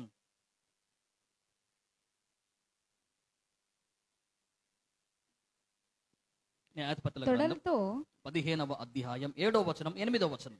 అప్పుడు సంసోను మీరు ఇలాగున చేసిన ఎడల నేను మీ మీద పగ తీర్చుకొనిన తరువాతనే చాలించదనని చెప్పి తొడలతో తుంట్లను విరగొట్టి వారిని బహుగా హతము చేసెను. అటు పిమ్మట వెళ్ళి ఏతాము బండ సందులో నివసించనని వాక్యాన్ని చెబుతా ఉన్నాం. ఈ వాక్యములో ధ్యానిస్తున్న 3వ బండ ఏంటంటే ఏతాము బండ. ఏ బండ చెప్పండి? ఏతాము బండ. ఏతాము బండ అనే మాటకు అర్థం ఏంటంటే పగ లేక ప్రతీకారం అని అర్థం. ఏ బండ చెప్పండి? ఇది పగ లేక ప్రతీకారం. భయంకరమైన ప్రతీకారంతో రగిలిపోతాడు సంసోను. ఒక ఆమెను చేసుకున్నాం అనుకుంటాడు. తల్లిదండ్రులు వెళ్ళి అతనితో మాట్లాడి ఆమెనిచ్చే లోపట సంసోను రావటం ఆలస్యం అయిపోద్దని ఎరిగి ఆమెకు వివాహం చేసేస్తారు. వివాహం చేయగానే భయంకరమైన కోపంతో రగిలిపోతాడు ఈ సంసోను. ఇక ఆమెకు ఎట్లాగా వివాహం అయిపోయింది కదా, ఆమె చెల్లెని చేసుకోవయ్యా అని చెబితే ఆమె చెల్లెని చేసుకోడు. వెంటనే బాగా పగతో రగిలిపోయి ఎన్ని నక్కలు తెలుసా? 300 నక్కలని. ఎన్ని నక్కలు చెప్పండి? సంసోను మామూలు పరిగెత్తడం. ఇంట్లో ఉన్న కోడి పిల్లనే బట్టలేం మనం. ఒక కోడి పిల్లనే బట్టలేం మనం. సంసోను అట్లాంటిది 300 నక్కలు పెట్టి ఒక్కొక్క నక్కలకి 2 నక్కలకి మొత్తం తోకలు కట్టి వాటికి నిప్పంటించి మొత్తం ఫిలిస్తీన్ల చైన్లోకి వదిలిండు. అవన్నీ పోయి చైన్లు మొత్తం తగలబెట్టినాయి. అప్పుడు మొత్తం ఒక్కొక్కడికి అసలు ఇంత నష్టం కలగడానికి కారణం ఏంటిది, ఇంత కష్టం కలగడానికి కారణం ఏంటంటే సంసోను చేసిన పని. ఎందుకు ఈ పని చేసిండంటే, ఇగో ఒక అమ్మాయిని వివాహం చేసుకోకోకుండా వివాహం జరిగిపోవడం ద్వారా, సంసోను వచ్చేదాకా ఆగకోకుండా వివాహం చేయడం ద్వారా ఇది జరిగిందన్నప్పుడు ఆ అమ్మాయి ఎవరు అసలు కనుక్కొని ఆ అమ్మాయి తండ్రిని పోయి వీళ్ళు చంపుతారు. చంపినప్పుడు ఇక పగ తెచ్చుకోవడానికి ఇక సంసోనికి ఇక మామూలు కాదు. అసలు ఇప్పటికే మీ పంటలను తగలబెడితే కూడా మీరు ఆగలేదారా? ఇక వచ్చి ఆ అమ్మాయిని చంపుతారా, ప్రేమించిన అమ్మాయిని చంపుతారా, ఆమె తండ్రిని చంపుతాడు అనుకోరు. ఒక్కొక్కడు వచ్చి 20 నరాలు మొత్తం నరికేస్తాడు. ఒక్కొక్కడి ఏం చేస్తారు చెప్పండి? 20 నరాలు నరికి మన సారెక్కడ పోయి దాక్కుంటాడు తెలుసా? ఏతాము బండలో దాక్కుంటాడు. ఎక్కడ దాక్కుంటాడు చెప్పండి? ఏతాము బండ అనే మాటకు అర్థం ఏంటంటే పగ లేక ప్రతీకారం. దేవునికి స్తోత్రం చెప్పండి. హల్లెలూయా. కొన్ని సంవత్సరాలు ఉండేది పగ కొంతమందికి. ఏమిటో చెప్పండి? సంవత్సరాల నుండి పగ. ఒకటే మందిరానికి వస్తారు, ఒకటే కుటుంబంలో ఉంటారు, పగతో రగిలిపోతూ ఉంటారు, ప్రతీకారంతో రగిలిపోతూ ఉంటారు. అమ్మా ఎవరినైనా నేను క్షమిస్తా, అమ్మా ఎవరినైనా నేను చేయగలుగుతా ఉంటారు, కానీ వాళ్ళని మాత్రం క్షమించలేదు అని పగ ప్రతీకారం సంవత్సరాల నుండి ఉంటూ ఉంటుంది. ఏతాము బండలు చాలా ఉంటాయి. ఈ సంఘాల్లోనే ఉంటూ ఉంటాయి, మన ఇరుగు పొరుగునే ఉంటాయి, మన కుటుంబాల్లోనే ఉంటాయి. ఈ బండలన్నీ దేవుని వాక్యం అనే శుద్ధితో పగులుతాయి. దేవునికి స్తోత్రం చెప్పండి. హల్లెలూయా. నువ్వు ఎన్ని సంవత్సరాల నుండి పగలు పెట్టినా ప్రతీకారాలు పెట్టినా దేవుని వాక్యం దగ్గరికి వచ్చినప్పుడు ఆ శుద్ధి ప్రతి పగని ప్రతి ప్రతీకారాన్ని పగలగొడుతుంది. అది అసలు ఇక నీ కళ్ళ ముందే అమ్మ నిన్ను ఇంత చేసిండు, నేను అంత ఆయాసం చేసి, నిన్ను అన్ని నిందలేసి, అన్ని కష్టం వేసి, నిన్ను అంత బాధ పెట్టి నన్న పగ, ఆ ప్రతీకారం ఇక ఉండదు నీ బండ, నీ హృదయం. ఎందుకంటే దేవుని వాక్యం అనే శుద్ధి నీ హృదయం అనే బండని ఏం చేసింది చెప్పండి? అది ఎప్పుడో పగలగొట్టింది. అందుకనే దేవుని లేఖన భాగంలో మీరు చదివితే రోమిలు రాసిన పత్రిక 12వ అధ్యాయం 19వ వచనంలో ఒక చక్కటి మాట రాయబడుతూ ఉంటుంది. రోమిలు రాసిన పత్రిక 12వ అధ్యాయం 19వ వచనంలో పగ తీర్చుకొనుట ఏంటి చెప్పండి? ఆయన పని చదవండి. ప్రియులారా, మీకు మీరే పగ తీర్చు కనుక దేవుని ఉగ్రతకు చోటియ్యుడి. పగ తీర్చుట నా పని. పగ తీర్చుకుంటే ఏంటి చెప్పండి? నా పని. పగ ప్రతీకారంతో రగిలిపోతూ ఉంటారు. వాడు నాశనం అయిపోయేదాకా, వాడు పాడైపోయేదాకా. చాలా మంది పగలతో ప్రతీకారాలతో, దేవుని బిడ్డలే నేను గురించి చెప్పేది, దేవుని మందిరానికి వస్తున్న వాళ్ళ గురించి నేను చెప్తా ఉన్నా, అన్యులని గురించి కాదు నేను చెప్పేది. దేవుని బిడ్డలుగా మార్చబడుతున్న క్రైస్తవుల్లోనే, అన్నదమ్ముల్లోనే, అక్క చెల్లెల్లోనే, ఒకింటి వారికే పగలు ప్రతీకారాలు ఉంటా ఉన్నాయి. చాలా మందికి పగలలో రగిలిపోతా ఉన్నారు, ప్రతీకారంతో రగిలిపోతా ఉన్నారు. అన్న అంటే తమ్ముడికి పగ, తమ్ముడు అంటే అన్నకి పగ, అన్న అంటే చెల్లెలకి పగ, చెల్లెలంటే అన్నకి పగ. ఒక ఇంటి వారిలో భయంకరమైన పగలు చాలా మంది ఇంటిలో కనబడుతూ వస్తా ఉన్నాయి. అయితే వాక్యం చెబుతోంది కదా, ఇంకా పగ పగ పగ అని రగిలిపోతా ఉన్నావా? ఇంకా పగతో నింపబడి వారిని గురించి ఇంకా పగబట్టి ఉన్నావా? సంవత్సరాల నుండి వారి గురించి ఆలోచన చేస్తూ వారి నాశనాన్ని కోరుకుంటూ పగతో ఉన్నావా? ఒకవేళ అలాంటి బండ నీలో ఉంటే దేవుని వాక్యం అనే సుత్తి ఆ బండను సైతం బద్దలు చేయగలదు. దేవునికి స్తోత్రం చెప్పండి, హల్లెలూయా. దేవుని నామానికి స్తోత్రం చెప్పండి, హల్లెలూయా. చాలా మంది అనుకుంటారు కదా, మాకు వాళ్ళు అట్లా చేశారు, మేము కూడా వాళ్ళకి అట్లా చేయాలి. సామెతల గ్రంథం 24వ అధ్యాయం 29వ వచనంలో రాయబడ్డట్టుగా చదవండి త్వరగా. వాడు నాకు చేసినట్లు వారు నాకు చేసినట్లు వానికి చేసేదను, వారికి చేసేదను, వాని క్రియ చొప్పున వానికి ప్రతిఫలం ఇచ్చేదనను అనుకొనుము. వారి క్రియల చొప్పున వారికి నేనేంటి చెప్పండి? ప్రతిఫలం ఇచ్చేదని అనుకొనుము. సోమరివాణి చేను. చూడండి, సామెతల గ్రంథం 24వ అధ్యాయం 29వ వచనంలో చాలా మందికి ఎట్లా ఉంది తెలుసా? వాడు నాకు చేసినట్లు వానికి ఏం చేశాను చెప్పండి? వానికి చేస్తాను. వాడు ఎట్లా చేశాడో నేను వానికి అట్లా చేయాలా, అంతకంటే ఎక్కువ చేయాలా అన్న పగ, ఆ ప్రతీకారంతో ఉంటున్నారట. వాని క్రియల చొప్పున వానికి ప్రతిఫలం ఇచ్చేదనని నన్ను కొనుకోము అని అంటా ఉన్నాడు. చెప్పండి, ఏంటంటే చెప్పండి, అట్లా అనుకుంటున్నావు ఇన్ని రోజుల దాకా నీవు. నన్ను పగబట్టిన వాళ్ళందరినండి, నా మీద నిందలేసిన వారిని, నన్ను బాధ పెట్టిన వారిని, నన్ను దూషించిన వారిని, వారు నాశనం కావాలని అనుకుంటున్నావేమో ఇన్ని సంవత్సరాలుగా. అట్లా అనుకోతున్నావు అని వాక్యమే స్పష్టంగా చెబుతోంది. లేవియా కాండం 19వ అధ్యాయం 18వ వచనంలో కూడా మీరు చదివితే, లేఖన భాగాల్లో మీరు చదవండి. లేవియా కాండం 19వ అధ్యాయం 18వ వచనం. కీడుకు ప్రతికీడు చేయకూడదు, కీడుకి ప్రతికీడు చేయకూడదు. నీ ప్రజల మీద కోపం ఉంచుకొనక, నీ ప్రజల మీద కోపం ఉంచుకొనక, నిన్ను వల్లే నీ పొరుగువానిని ప్రేమింపవలెను. నిన్ను వల్లనే నీ పొరుగువాని ఏంటి చెప్పండి? నీవు ప్రేమించాలా. ప్రేమ ప్రతీకారం అనే బండ, ఈ ఏతాము బండ పగిలితే అందులో ఉండి ప్రేమ ప్రవహించాలా. దేవునికి స్తోత్రం చెప్పండి, హల్లెలూయా. ఇట్లాంటి బండలన్నీ పగలాలా. అందుకనే దేవుని వాక్యం సుత్తి వంటిది అని వాక్యం రాయబడ్డది. ఏం సుత్తి అండి అని అనుకుంటారు చాలా మంది. దేవుని వాక్యం సుత్తి అయితే అది పగలగొట్టే బండలేంటిదని అనుకుంటున్నారు చాలా మంది, ఆత్మీయంగా తెలియక. అది రాతి బండలు సైతం అది పగలగొట్టగలదు. కఠినత్వంతో కూడిన మనసులు, హృదయాలు సైతం అది పగలగొట్టగలదు. రెండవదిగా అది హోరేపు బండలను పగలగొట్టగలదు. దురాశల చేత సంతృప్తి లేకుండా ఆ స్థితిలలో ఉంటున్న వారిని, ఇంకా ఈ లోకము చేత ఈడవబడి మరుల కొల్పబడుతున్న వారిని, నానా విధమైన దురాశలతో ఉన్న వారిని, ఈ హోరేపు బండ లాంటి అనుభవంలో ఉన్న వారందరినీ ఆ వాక్యం అనే సుత్తి అది పగలగొట్టగలదు. మూడోదిగా ఏ బండను గురించి మనం ధ్యానిస్తున్నామంటే ఏతాము బండ. అందుకని ఎఫెసీయులకు రాసిన పత్రిక 4వ అధ్యాయం 31వ వచనంలో దేవుని వాక్యం ఏమని రాయబడుతుందో చదవండి దయచేసి. సమస్తమైన ద్వేషము, కోపము, క్రోధము, అల్లరి, దూషణ, సకలమైన దుష్టత్వము మీరు విసర్జించుడి. ఒకని ఎడల ఒకడు దయ కలిగి కరుణాహృదయులై క్రీస్తునందు దేవుడు మిమ్మల్ని క్షమించిన ప్రకారము మీరును ఒకరినొకరు క్షమించు. సమస్తమైన ద్వేషము, క్రోధము, కోపము, అల్లరి, దూషణ, సకల దుష్టత్వం ఏంటంటే చెప్పండి, మీరు విసర్జించుడి. ఇలాంటి పగలు, ఇలాంటి ప్రతీకారాలతో ఇంకా సంవత్సరాల నుండి మనసుల్లో ఉంచుకుంటూ వాటిని పెట్టుకొని సమాధానం లేకుండా, నెమ్మది లేకుండా, క్షమాపణ లేకుండా, దేవుని దగ్గర ప్రార్థన చేస్తూ మన ప్రార్థనలు అంగీకరించబడకోకుండా ఏతాము బండలాంటి అనుభవాలు చాలా మంది ఉన్నారు. ఇంకా అలాంటి అనుభవాల్లో ఉన్న వారందరి జీవితంలో దేవుడు మాట్లాడుతున్న ఏంటంటే, దేవుడు మిమ్మల్ని క్షమించిన ప్రకారం మీరు కూడా ఏంటి చెప్పండి, వారిని మీరు క్షమించండి. ఎప్పుడైతే నువ్వు క్షమించగలుగుతావో, ఎప్పుడైతే వారి పాపాలని నువ్వు మన్నించగలుగుతావో, వారిని అంగీకరించగలుగుతావో, వాక్యం చెబుతోంది కదా, ఏతాము బండ లాంటి ఆ బండ నీ జీవితంలో పగిలిపోయిందని అర్థం. హల్లెలూయా, దేవునికి స్తోత్రం చెప్పండి. హల్లెలూయా. క్షమాపణకున్న శక్తి ఎంత గొప్పది తెలుసా? ప్రేమకున్న శక్తి ఎంత గొప్పది తెలుసా? పగతో ప్రతీకారముతో రగిలిపోతున్న ఏతాము బండలని అది పగలగొట్టగల శక్తి గల. దేవునికి స్తోత్రం చెప్పండి. హల్లెలూయా. దేవుని వాక్యం ధ్యానిస్తున్నప్పుడు ఆ వాక్యము ద్వారా దేవుని ప్రేమతో నునింపబడిన కొలది ఎవరినైనా, ఎంతటి వారినైనా, నీ జీవితాన్ని ఎంత పగబెట్టి ఎంత ప్రతీకారాన్ని నువ్వు వారి పట్ల కలిగి ఉన్న వారిని క్షమించగలిగే మనసు దేవుని వాక్యం నీకు ఇస్తుంది. దేవునికి స్తోత్రం చెప్పండి. హల్లెలూయా.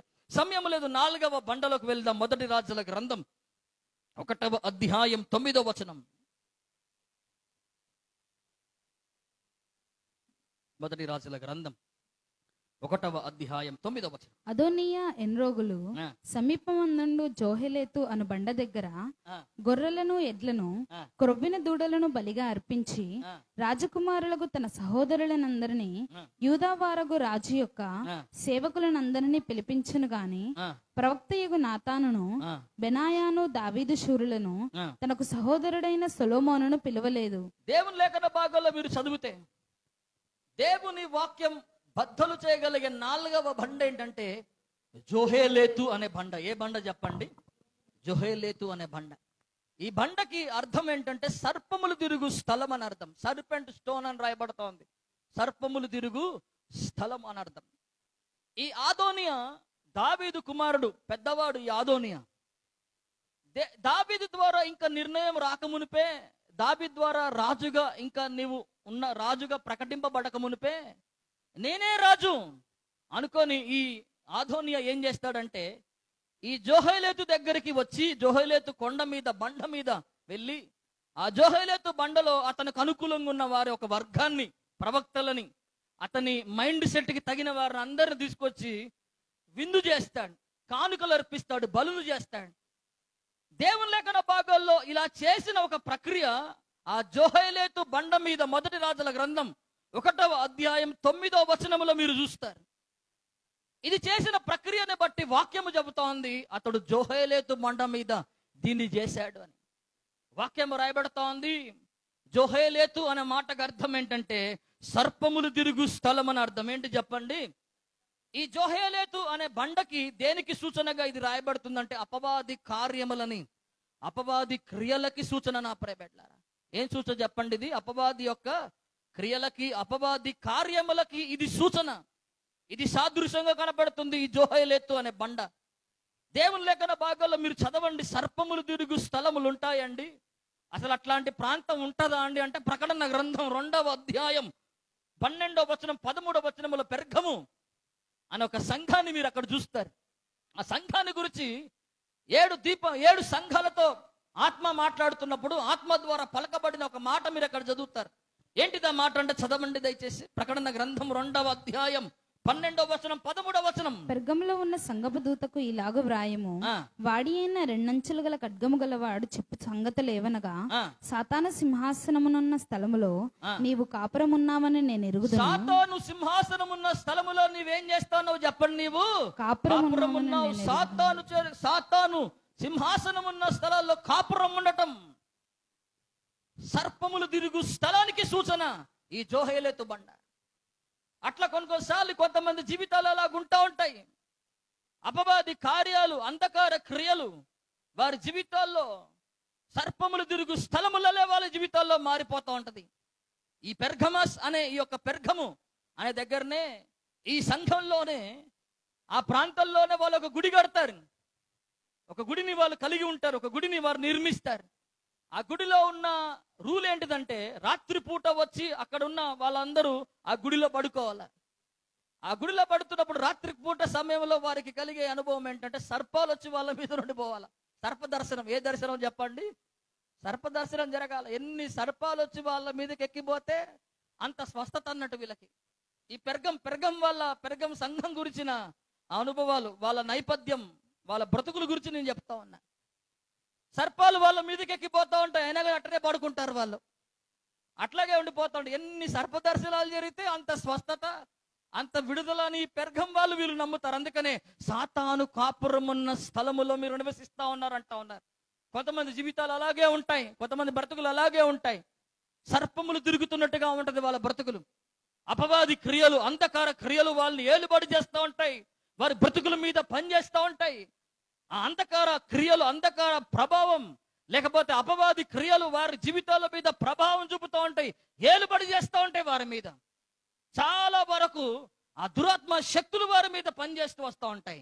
అయితే అట్లాంటి సర్పములు తిరుగు స్థలముల మారిన జీవితాలైన, కుటుంబాలైన, బ్రతుకులైన అవి ఏ బండ, అవి జెహేలేతు లాంటి బండ అనుభవాల్లో వారు ఉన్న ఆ బండలన్నీ దేవుడు బద్దలు చేస్తాడు. దీనికి స్తోత్రం చెప్పండి, హల్లెలూయా. ఏ బండ చెప్పండి? 4వ బండ ఏ బండ చెప్పండి? జెహేలేతు అనే బండ. చాలా వరకు చాలా మంది జీవితాలు అలాగే ఉంటాయి, చాలా మంది బ్రతుకులు అలాగే ఉంటాయి. జెహేలేతు బండ సర్పములు తిరుగు స్థలము, అపవాది క్రియలతో, పాప అంధకార క్రియలతో, అపవాది కార్యాలతో వారి జీవితాలు నింపబడుతూ ఉంటాయి, వారి బ్రతుకులు నింపబడుతూ ఉంటాయి. అట్లా వాటి చేత భయంకరంగా పీడింపబడుతూ ఉంటారు, వాటి చేత మమేకమైపోతూ ఉంటాయి వారి జీవితంలో. వారి జీవితాల్లో చీకటి, అంధకారం వారి జీవితాల్లో అలుముకొని ఉంటూ ఉంటది. వారి జీవితాల్లో వెలుగు ఉండదు, సత్యం ఉండదు వారి జీవితాల్లో. అట్లాంటి అపవాది క్రియల చేత మారిన జెహేలేతు బండల లాంటి బ్రతుకులు దేవుని వాక్యం అనే సత్యముతో దేవుడు పగలగొడతాడు. దీనికి స్తోత్రం చెప్పండి, హల్లెలూయా. అందుకే కదా లూకా సువార్త 8వ అధ్యాయం 12వ వచనములో, ఎఫెసీయులకు రాసిన పత్రిక 4వ అధ్యాయం 27వ వచనములో చదవండి. లూకా సువార్త 8వ అధ్యాయం 12వ వచనం. త్రోవ ప్రక్కనుండి వారు వినువారు గాని నమ్మి రక్షణ పొందకుండానట్లు అపవాది వచ్చి వారి హృదయముల నుండి వాక్యం ఎత్తుకొని పోవును. అపవాది వచ్చి అట ఎక్కడ చెప్పండి? అపవాది వచ్చి హృదయంలో ఉన్న వాక్యాన్ని ఎత్తుకొని పోతా ఉన్నాడు. అపవాది మన హృదయాల్లో నివసించటం, అపవాది మన కుటుంబాల్లో నివసించటం, మన బ్రతుకుల్లో అపవాది కార్యాలు, అపవాది క్రియలు వాడు మన జీవితాల్లో పనిచేయటం, వాడి కిందకి మన కుటుంబాలు, వాడి కిందకి మన బ్రతుకులు, మన జీవితాలు రావటం, ఇవన్నీ జెహేలేతు బండ లాంటి అనుభవాలు. ఏ బండ లాంటి అనుభవాలు చెప్పండి? జెహేలేతు బండ లాంటి అనుభవాలు. అందుకని ఆ బండని సైతం దేవుడు ఏం చేయగలుగుతాడు తెలుసా? వాక్యం అనే శుద్ధి ద్వారా ఆయన వాటిని బద్దలు చేయగలుగుతాడు. ఆమేన్. ఏ సర్పములు తిరిగే స్థలాల్లో మన బ్రతుకులు మారిన, మన కుటుంబాలు మారిన, అనేక సంవత్సరాల నుండి అపవాది కార్యాలు, క్రియలు చేయబడుతూ అవి మనల్ని ఆవరించి, మనల్ని పీడిస్తూ, మనల్ని చాలా భయంకరమైన సతమతం చేస్తున్నా కానీ దేవుని వాక్యము దగ్గరికి రాగలిగితే ఆ జెహేలేతు బండలన్నీ ఆయన నామములో పగలగొట్టగల శక్తి దేవుని వాక్యానికి ఉన్నది. ఆమేన్. దేవునికి స్తోత్రం చెప్పండి, హల్లెలూయా. నాగపూర్ ప్రాంతానికి నేను వెళ్ళా. నాగపూర్ అంటేనే అసలు ఏం పేరు చెప్పండి? అసలే ఊరి పేరే నాగపూర్. ఇక నాగపూర్కి వెళ్ళా నేను వాక్యాన్ని చెప్పడానికి. వెస్లంకుల్ నన్ను తీసుకొని వెళ్ళారు. రాబిడ్డ, నీ సాక్ష్యం చెప్పి నీ వాక్యాన్ని ఆ సంఘాల్లో, ఆయా సంఘాల్లో మీరు వాక్యాన్ని చెబుతారు. కానీ చక్కగా మేము ఆ వాక్యాన్ని చెబుతా ఉన్నాను. వాక్యం మంచిగా జరుగుతూ ఉంది. ఇలాగే ఒక మంచి సంఘంగా వాళ్ళు నాగ్పూర్లో వాళ్ళంతా కూడుకున్నారు. నేను ఇంగ్లీష్లో చెప్తా ఉన్నాను, ఇంకొకతను దాన్ని తెలుగులో కానీ దాన్ని మరాఠీ భాషలో వారికి తర్జుమా చేస్తా ఉన్నాడు, హిందీ భాషలో తర్జుమా చేస్తా ఉన్నాడు. చక్కగా వాక్యం అయిపోతా ఉంది. ఒక సహోదరి మాత్రం ముందుకు రావట్లే, అసలు ముందుకు రావట్లే. అందరు వస్తా ఉన్నారు, అందరు ప్రార్థన చేసుకోబోతున్నారు. నేను అనుకుంటా ఉన్నా, ఏంటిదా సిస్టర్ రావట్లేదు ఏంటి ముందుకని నేను అడుగుతా ఉన్నాను. అని అంటుంది, బ్రదర్ వాళ్ళే మనకి భోజనం ఏర్పాటు చేసేది, వాళ్ళ ఇంటికే మనం వెళ్తా ఉన్నామని ఆ బ్రదర్ అన్నాడు. ఇంకా అట్లా అందుకే నా సిస్టర్ ఇంట్లో స్పెషల్ ప్రేయర్ కావాలనుకుంటే ఆమెకి ఇక్కడ అందరి ముందు ఆమెకు చేసే కంటే ఇంట్లోనే ఆమెకు కావాలనుకుంటా అనుకొని సరే ఆ సహోదరుని ఇంటికి మమ్మల్ని పిలవడం జరిగింది. మరాఠీలో చక్కగా ఆమె పులకలు చేసి మంచిగా బోన్లెస్ మటన్ చేసి పెడతా అంటే మేము అనుకుంటా ఉన్నాం, ఎందుకు ఇంత ప్రేమ చూపిస్తా ఉంది. జ్యూసుల మీద జ్యూసులు చేస్తా ఉంది, ఫ్రూట్లు చేస్తా ఉంది, అన్ని రకాల ఐటమ్స్ అన్ని మొత్తం ఫిష్ ఫ్రై, చికెన్ ఫ్రై. నేను తినలేక చచ్చిపోతా ఉన్నా. నేను అసలు సంగతి అర్థం కావట్లే. తీరా ఇంకా ప్రార్థన చేద్దామమ్మా అంటే, మరి రండి మీ ఇంట్లో ఉన్న వాళ్ళందరూ రండి అనుకొని ప్రార్థన చేద్దాం అనుకొని, ప్రభా ఈ కుటుంబం మాకు భోజనం ఇచ్చింది అయ్యా, ఈ కుటుంబాన్ని మీరు ఆశీర్వదించండి అయ్యా అని ఇట్లా చేయి పైకెత్తిన డామన పడ్డారు ఇంట్లో ఉన్న వాళ్ళందరూ. నేను తల మీద కూడా చేయి పెట్టలే. ఇక ఆమె డొల్లుకుంటూ వచ్చి నా కాళ్ళకి దాకింది. ఈయన అనుకుంటా ఉన్నాడు కదా, ఈ తీసుకొచ్చిన ఆయన అనుకుంటా ఉన్నాడు కదా, అసలు ఈయనకి నిజంగా అభిషేకం ఉంటే, ఈయన నిజంగా దైవజనుడు అయితే అసలు వీళ్ళింట్లో ఉన్న సర్పాలు ఇన్ని సంవత్సరాల నుండి నేను ఎల్లగొడతా ఉన్నా, ఇన్ని సంవత్సరాల మీద ఉండి సర్పము ఆత్మ ఇంటి మీద పనిచేస్తా ఉంది, ఏలుబడి చేస్తా ఉంది.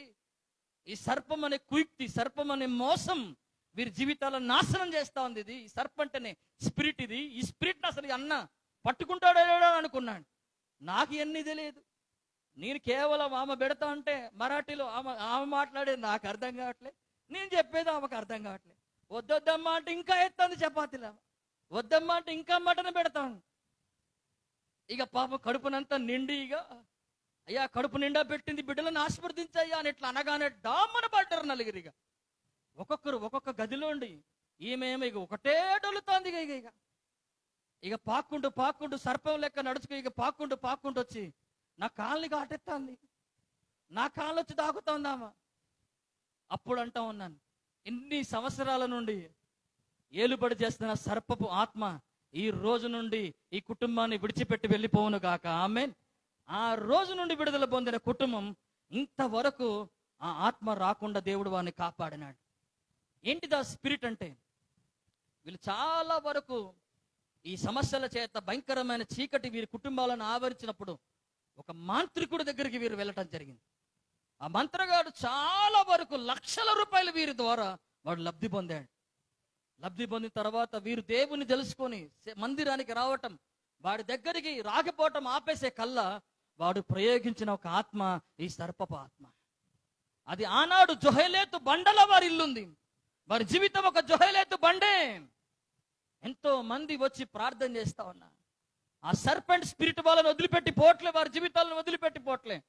కానీ ఆనాడు దేవుని మహాకృప ద్వారా ఆ సర్పపు ఆత్మ ఆ గృహాన్ని, ఆ జీవితాలను విడిచిపెట్టి వెళ్ళిపోయింది. దేవునికి స్తోత్రం చెప్పండి, హల్లెలూయా. దేవుని నామానికి స్తోత్రం చెప్పండి, హల్లెలూయా. అందుకే కదా యాకోబు రాసిన పత్రిక 4వ అధ్యాయం 7వ వచనములో అపవాదిని ఎదురించిడి, అప్పుడు వాడు మీ యొద్ద నుండి ఏం చేయబడతాడు చెప్పండి? పారిపోతాడు. ఎఫెసీయులకు రాసిన పత్రిక 4వ అధ్యాయం 27వ వచనములో అపవాదికి మీరు చోటు ఇయ్యకుడి అనే వాక్యం రాయబడతాను. ప్రకటన గ్రంథం 12వ అధ్యాయం 12వ వచనములో అపవాదికి సమయం కొంచెము కాబట్టి వాడు ఎవరిని మింగుతున్నా అనుకొని వాడు ఆకాశము నుండి పడివాడు తిరుగుతున్నాడట. ఏ కుటుంబాన్ని మింగుదామా, ఏ వ్యక్తిని మింగుదామా అనుకొని అపవాదికి సమయం తక్కువైపోయి కల్లా వాడు ముమ్మారుగా దాడి చేస్తున్నాడట. జొహేలేతు బండలా ఎవరున్నా వారి జీవితాలు ఎలాంటివిగా, అలాంటి పరిస్థితులు మార్చబడ్డా ఈ వాక్యం అనే బండ వాటిని బద్దలు చేయగలదు. దేవునికి స్తోత్రం చెప్పండి, హల్లెలూయా. చిట్టడివరి బండ ఇర్మియా గ్రంథం 21వ అధ్యాయం 13వ వచనం.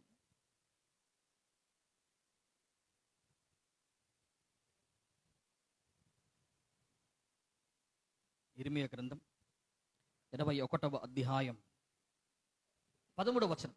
యెహోవా వాక్కు ఇదే, యెహోవా వాక్కు ఇదే, లోయలో నివసించుదానా, లోయలో నివసించు దానా, మైదానమందలి బండ వంటి దానా, మైదానమందలి బండ వంటి దానా, మా మీదికి రాగలవాడెవడు, మా మీదికి రాగలవాడెవడు, మా నివాస స్థలములలో ప్రవేశించువాడెవడు, మా నివాస స్థలములో ప్రవేశించగలవాడెవడు అనుకుని వారలారా, అనుకుని వారులారా, మీ క్రియల ఫలములను బట్టి మీ క్రియల ఫలమును బట్టి మిమ్మును దండించదను. మిమ్మును దండించదును. చివరిగా మనం చూస్తున్న 5వ బండ ఏంటంటే మైదానపు బండ, మైదానమందలి బండ అని రాయబడతాం. ఈ బండ యొక్క మాటకు అర్థం ఏంటిది? మైదాన మండలి బండ, రేర్ రాక్ అనే మాట రాయబడుతోంది ఇంగ్లీష్ బైబిల్లో. ఏంటిది ఈ మైదాన మండలి బండ? దేని గురించి చెబుతోందంటే అహంకారము, అహంభావము కలిగిన బండ. ఇది ఏ బండ చెప్పండి? ఇది ఏమనుకుంటుందట ఆ బండ? చదవాలి దయచేసి, మైకులో చదవండి. ఏమనుకుంటుందట బండ? ఇర్మియా గ్రంథం 21వ అధ్యాయం 13వ వచనం. మా మీదికి రాగలవాడెవడు, మా మీదికి రాగలవాడెవడు, మా నివాస స్థలములలో ప్రవేశించువాడెవడు, మా నివాస స్థలములోకి ప్రవేశించగలవాడెవడు అనుకుని వారలారా అని అనుకుంటుందట. అది దేవునికి స్తోత్రం చెప్పండి ఒకసారి, హల్లెలూయా. ఏమనుకుంటుందట చెప్పండి? అది మా మీదికి ఎవడు వస్తాడండి, మా నివాస స్థలంలోకి ప్రవేశించేవాడెవడు అని అనుకుంటుందట ఈ మైదాన మండలి బండ. అంటే ఇది కేవలము అహంకారానికి సూచన, అహంభావానికి సూచన. కొంతమందికి ఇలాంటి అనుభవంలో ఉంటా ఉంటారు చాలా మంది. అహంకారం, మాకేంటి, మాకేముందండి, మాకేం తక్కువ అండి. చాలా అహంకారం చాలా మందికి, చాలా అహంభావం చాలా మందికి. ఈ అహంకారంతో ఊగిపోతూ ఉంటారు. ఈ యొక్క అహంకారంతో, అహంభావంతో అసలుగా మా అంతటో లేడనుకుంటా ఉంటారు చాలా మందిగా. వాళ్ళ అనుభవాలు ఎలాగుంటా ఉంటాయి అంటే నాకు ఎదురు లేదు, నాకు తిరుగులేదు. దేవునికి స్తోత్రం చెప్పండి, హల్లెలూయా. ఈ అహంకారం అనే బండ ఈ మైదాన మందలి బండలో ఉన్న వాళ్ళ అనుభవాలు ఎట్లా ఉంటుంది తెలుసా? మాకు ఎదురు లేదు, చెప్పండి మీ పక్కనతో చెప్పండి, మాకు ఎదురు లేదు, మాకు తిరుగులేదు. మాకు ఎదురు లేదు, తిరుగులేదు అనుకుంటా ఉంటారు చాలా మంది. అంత అహంకారం. మాకు ఎదురు చెప్పేటోడు ఎవరు లేడు, మాకు తిరుగులేదు అనుకునే నైజంతో, నాకేంటి అనే నైజంతో ఉంటా ఉంటారు చాలా మంది. అహంకారం, ఆ అహంభావం వాళ్ళ జీవితాల్లో భయంకరమైన ప్రతికూలతను తీసుకొస్తా ఉన్నది. అట్లాంటి అహంకారంతో, అట్లాంటి అహంభావంతో ఉన్నా కూడా అలాంటి బండలన్నీ వాక్యం అనే సుత్తితో దేవుడు పగలగొడతాడు. దేవునికి స్తోత్రం చెప్పండి, హల్లెలూయా. ప్రభు నామానికి మహిమ చెల్లించండి, హల్లెలూయా. గర్వం, ఏ బండ చెప్పండి? ఇది గర్వం. యోబద్ధ్యాయ గ్రంథం 1వ అధ్యాయం 3-4 వచనాల్లో అక్కడ రాయబడతాడు. త్వరగా చదవాలి. యోబద్ధ్యాయ గ్రంథం 1వ అధ్యాయం 3వ వచనం 4వ వచనం.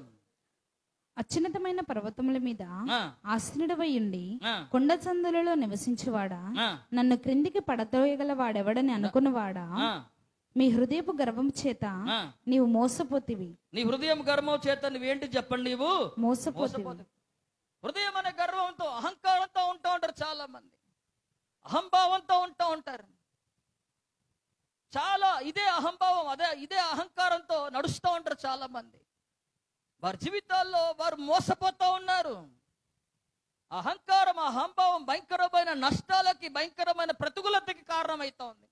అందుకే కదా యెషయా గ్రంథం 2వ అధ్యాయం 11వ వచనంలో, యెషయా గ్రంథం 26వ అధ్యాయం 5వ వచనంలో, త్వరగా చదవాలి. యెషయా గ్రంథం 2వ అధ్యాయం 11వ వచనం. నరుల అహంకార దృష్టి తగ్గింపబడును, నరుల అహంకార దృష్టి తగ్గింపబడును, మనుష్యుల గర్వము అనగదొక్కబడును. మనుషుల గర్వము ఏం చెప్పబడుతుంది చెప్పండి? అనగదొక్కబడును. యెషయా గ్రంథం 26వ అధ్యాయం 5వ వచనాన్ని కూడా చదవండి. ఆయన ఉన్నత స్థల నివాసులను ఎత్తైన దుర్గమును దిగగొట్టువాడు, ఆయన వాని పడగొట్టెను. ఆయన ఉన్నత స్థల నివాసులను ఎత్తైన దుర్గములను దిగగొట్టువాడు, ఆయన వాని పడగొట్టును, నేలకు దానిని చెప్పండి పడగొడతాడు. అట్లాంటి అహంకారంతో ఉంటే, అట్లాంటి అహంభావంతో ఉంటే, నాకు చెప్పేవాడు ఎవరు లేడండి, నేను ఎవడి మాట విననండి. కొంతమంది ఇలాగే ఉంటారు. నాకు అయ్యగారు చెప్పొద్దు, ఎవరు చెప్పొద్దు, మాకు మా అమ్మ చెప్పొద్దు, మా నాన్న చెప్పొద్దు, ఎవ్వరు చెప్పినా నేను వినా, నేను ఇంతే అండి అంటాను, నేను మెంటల్ గాడిని అంటారు కొంతమంది. ఎవ్వరి మాట అసలు లెక్కనే చేయని అంటా ఉంటారు. అట్లాంటి బండలు కూడా దేవుని వాక్యం అనే సుత్తితో దేవుడు బలగొడతాడు. దేవునికి స్తోత్రం చెప్పండి, హల్లెలూయా. అహంకారం చాలా మంది రోజున, అహంభావం, గర్వం అనే బండలు.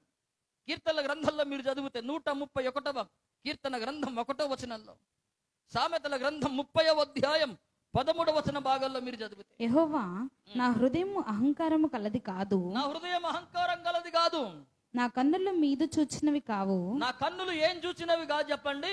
మీద చూచినవి కాదు. కొంతమందికి ఎంత అహంకారం ఉంటుందో, మీద చూస్తూ ఉంటారు. కొంతమంది ఏం చూస్తాడు చెప్పండి? మీద చూస్తూ ఉంటారు. ఇంకొక దగ్గర రాయబడుతోంది సామెతల గ్రంథం 30వ అధ్యాయం 13వ వచనంలో, కన్నులు నెత్తికెక్కిన తరంగలదట. ఏం తరంగలదు చెప్పండి? కన్నులు నెత్తికి వచ్చిన వారి కొంచెం ఉంటే చాలు కన్నులు నెత్తికెక్కుతాయి కొంతమందికి. ఇక ఏం నెత్తికెక్కిన తరంగలు చెప్పండి? నెత్తికే ఎక్కుతాయి కళ్ళు. ఇక అసలు ఇక కళ్ళ దగ్గర ఉండవు, కళ్ళు నెత్తికెక్కి కూర్చుంటాయి. అట్లా నెత్తికెక్కిన తరంగలదట అని వాక్యం రాయబడతాం. అట్లాంటి వాళ్ళు ఉంటారు కొంతమంది.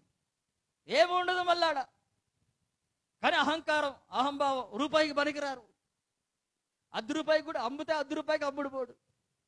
కానీ అహంకారం, అహంభావం మాత్రం కట్టల నిండా ఉంటాయి. ఇట్లాంటి అహంకారం, అహంభావం అనే బండలన్నీ దేవుని లేఖన భాగంలో మనం చదువుతున్నాం కదా. చాలా చక్కటి మాట, మైదాన మందలి బండ. అది అనుకుంటుందంట, నాకు చెప్పగలవాడెవడు, నా దగ్గరికి రాగలవాడెవడు, నాకు సమీపంగా రాగలవాడు ఎవడని అనుకుంటా ఉంటుంది. నాకు చెప్పేటోడు ఎవడని అనుకుంటా ఉంటారు. ఎవరు చెప్పినా మేము వినమంటా ఉంటారు. అహంకారం, అహంభావం అనే బండలు, ఈ మైదాన మందలి బండలు. అట్లాంటి బండలు సైతం దేవుని వాక్యం అనే సుత్తి వారిని పగలగొట్టగల. దేవునికి స్తోత్రం చెప్పండి, హల్లెలూయా. మీరు చదివారో లేదో, ఒక యవనస్తురాలు, ఇంజనీరింగ్ అమ్మాయి, ఇంటర్మీడియట్లోకి వచ్చి ఇంజనీరింగ్లోకి వస్తా ఉంటే చెడు స్నేహితుల పరిస్థితి, చెడు స్నేహితుల సాంగత్యంలోకి వెళ్తున్నప్పుడు తల్లి తండ్రి హెచ్చరిస్తా ఉన్నాయి. ఏంటమ్మా ఎందుకు ఇట్లా చేసుకుంటా ఉన్నావు అంటే, చాలా అహంకారం, నాకు చెప్పద్దు మీరు, నాకు అన్ని తెలుసు, నాకెవరు చెప్పద్దు మీరు అనుకోని తల్లి మాట తండ్రి మాట లెక్క చేయింది పిల్ల. 1 సంవత్సరం 2 సంవత్సరాలు చెప్పారు. అస్సలు ఆ చెడు స్నేహంగా కానీ ఎవరితో అనుభవం కానీ మారట్లే. రకరకాల చాటింగ్లు, రకరకాల మెసేజ్లు, మళ్ళీ ఈ సుందరవతికి ఇంకొక బాయ్ ఫ్రెండ్. ఏం చూసి ప్రేమించినావంటే నా హృదయం నీకు ఇచ్చిండని చెప్పిండట వాడు. ఆ పనికి మాలోడు అప్పటికి 7 సార్లు ఆ హృదయం 7గురికి ఇచ్చింది. దీనికి తెలియదు ఆ సంగతి. హృదయం నీకు ఇచ్చిందని చెప్తే చాలు, కథవేయగా వాడు ఎడకాల పోటవేగా. ఇక అట్లాగే అబ్బాయితో వెళ్ళిపోతా ఉంది, కనపడతా ఉంది. అందరూ చూసి చెప్తా ఉన్నారు, అయ్యా మీ పాప అక్కడ కనపడతా ఉంది, మీ పాప చేయి దాటిపోతుంది అయ్యా, జాగ్రత్త అని చెప్పిన, ఎన్నిసార్లు చెప్పినా నాకు ఇష్టం వచ్చినట్టు తిరుగుతా, నాకు ఇష్టం వచ్చినట్టు పోతా ఉన్నది. అలాగే 2 సంవత్సరాలు 3 సంవత్సరాలు అయింది.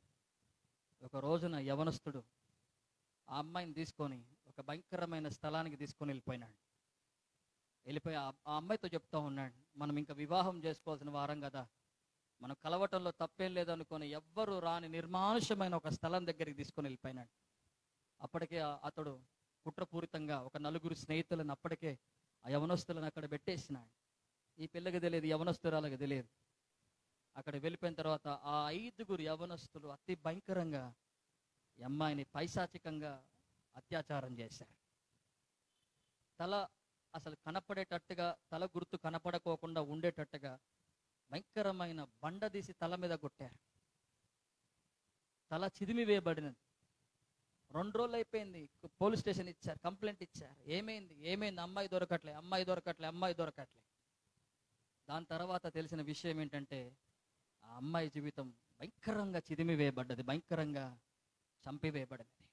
ఏంటిది? ఎందుకు ఈ కారణం? ఎందుకు జరిగింది పరిస్థితి? ఎందుకు తెచ్చుకుందంటే ఏంటి చెప్పండి? మాట వినలని ఏంటి చెప్పండి? స్వభావం. నాకు చెప్పేటోడు ఎవడు అనే స్వభావం చాలా మందిలో ఉంటుంది, విశ్వాసుల్లో ఉంటుంది, యవనస్తుల్లో ముఖ్యంగా. ఈ బండలన్నీ బగలాల. దేవునికి స్తోత్రం చెప్పండి, హల్లెలూయా. తల్లిదండ్రులు అడిగితే చెప్తారు, మీ తల్లిదండ్రులు అడుగుతారు, నాకు చెప్పొద్దు అంటారు కొంతమంది పిల్లలు. మాకేంటిదండి మీరు చెప్పేది అంటారు, నాకు చెప్పాల్సినంత లేదు మీకు అంటారు, మీకేం తెలియదు అంటారు. నువ్వు తెలుసుకోవాల్సిందంటే నువ్వు మైదాన మండలి బండలో ఉన్నావు, వెళ్ళిపోతా ఉన్నావు. మైదాన మండలి బండ లెవెల్ అయిపోతుంది నీ జీవితం. ఈరోజు చెప్పే మాటలు వినకపోతే పెద్దలు చెప్పిన మాట ఏంటి చెప్పండి? సద్దన్నం మూట. ఎప్పటికీ పనికి రాకుండా పోతావు, అడ్రస్ లేకుండా పోతావు. కాబట్టి దేవుని వాక్యం నీ దగ్గరికి వస్తుండగానే నీలో అహంకారం లాంటి, అహంభావం లాంటిది, నేనింతే, నాకు చెప్పేటోడు ఎవడు లేడన్న నైజం ఆ బ్రతుకు నీలో ఉంటే దేవుని వాక్యము దగ్గరికి రా. అది ఏ మైదాన మండలి బండలనైనా బద్దలు కొట్టు శక్తి దేవుని వాక్యానికి ఉన్నది. ఆమేన్. అందుకనే మన మూల వాక్యం ఇర్మీయా గ్రంథం 23వ అధ్యాయం 29వ వచనములో మనం ధ్యానించాం. నా మాట అగ్ని వంటిది కాదా, నా మాట బండను బద్దలు చేయి. ఏంటి చెప్పండి? సుత్తి వంటి కాదా అంటే ఏమనుకుంటున్నారు? సుత్తి అక్కడ దేవుని వాక్యం అనే సుత్తి ఎలాంటి బండలని అది బద్దలు చేయగలదో ఈరోజున వాక్యములో విన్నాం. ఒకవేళ మన జీవితాలని మనం స్వపరీక్ష చేసుకుందాం. ఈ రోజున వాక్యం విన్నవారు రాతి బండ లాంటిది ఏదైనా మీలో ఉన్నదా? కఠినత్వం లాంటిది ఏదైనా ఉన్నదా? ఈ రోజున అయ్యా వాక్యం ద్వారా నాతో మాట్లాడి నా కఠినత్వాన్ని, నా కాఠిన్యాన్ని తొలగించయ్యా. ఒకవేళ హోర్రెబుల్ లాంటి బండ లాంటిది నాలో దురాశలు ఉన్నాయ్యా, ఆ దురాశలు నాలో తీసివయ్యా అని అడగండి. ఒకవేళ ఏతాము లాంటి బండ, దేవుని లేఖన భాగాల్లో చూసినట్టు పగ, ప్రతీకారాలు రగిలిపోతా ఉన్నావా? పగలతో, ప్రతీకారాలతో సొంతింటి వారి మీద, సొంత కుటుంబ సభ్యుల మీద, ఇరుగు పొరుగు వారి మీద, సొంత నీ సంఘానికి వస్తున్న వారి మీదే పగల ప్రతీకారాలతో ఉన్నారా? ఏతాము లాంటి బండలన్నీ ఒకవేళ ఉన్నట్లయితే మమ్మల్ని క్షమించే అనుభవం, క్షమించే మనసు ఇవ్వయ్యా. అలాంటి బండలన్నీ మాలో తీసివేయ్యా. 4వదిగా మనం చూస్తే ఏ బండ చెప్పండి? జెహోలేతు బండ. సాతాను తిరుగు స్థలము, సర్పములు తిరుగు స్థలం. ఒకవేళ సర్పాలే మా జీవితంలో వచ్చాయా, మా బ్రతుకులు అట్లా మారిపోయాయి, అంధకార నివాస స్థలముగా మా కుటుంబాలు, మా జీవితాలు మారాయ్యా. సర్పము రోజు తిరుగుతున్నట్టుగా అట్లాగే మా బ్రతుకులు ఉన్నాయ్యా, అట్లాగే మా జీవితాలు ఉన్నాయ్యా. జెహోలేతు బండలా ఉన్నామయ్యా. ఆ బండను బద్దలు చేసి అంధకార క్రియల నుండి మమ్మల్ని విడిపించండి అయ్యా, అపవాది క్రియల నుండి విడిపించమంటే దేవుని వాక్యం అది సజీవం గల. దేవునికి స్తోత్రం చెప్పండి, హల్లెలూయా. చివరిగా మనం ధ్యానించాం. ఏ బండ చెప్పండి? మైదాన మందలి బండ.